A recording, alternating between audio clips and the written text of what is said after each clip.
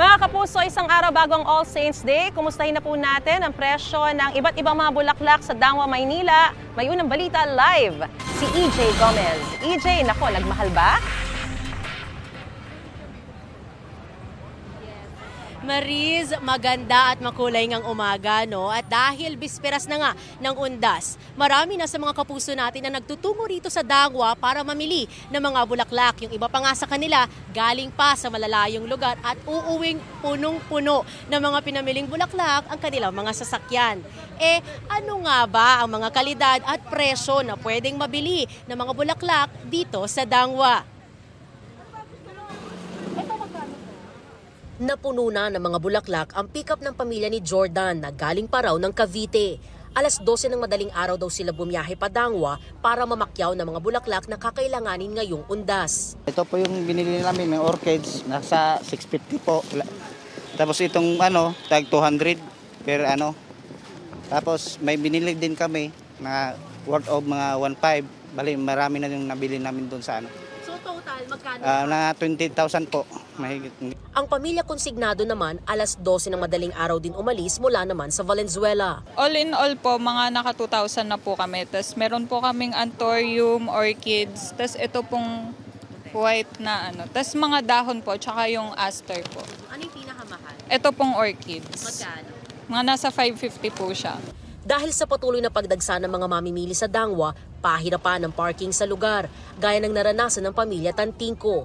Taunan daw ang kanilang pamimili sa Dangwa dahil malaki raw ang kanilang natitipid. Roses, orchid, anthurium, tsaka yung mga angel's breath, tsaka yung mga dahon. Pati base na yon, 14K.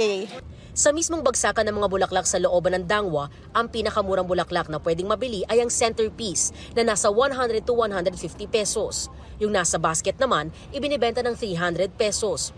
May one-sided basket arrangement na nasa 500 pesos. Ang fully arranged flowers naman, nasa 700 pesos hanggang 1,500 pesos depende sa laki. Meron ding mga nasa paso na halagang 800 pesos, habang ang mga bouquet, 500 pesos hanggang 700 pesos.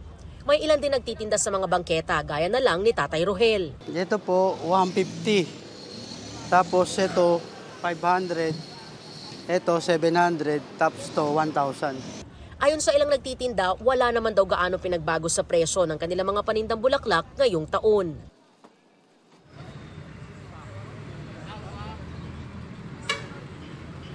Mariz, kita natin dito yung bigat na daloy ng trapiko. Ito yung kalsada na kapag diniretso mo, ang tumbok ay yung Manila North Cemetery na. Ito yung Dimasalanga Street.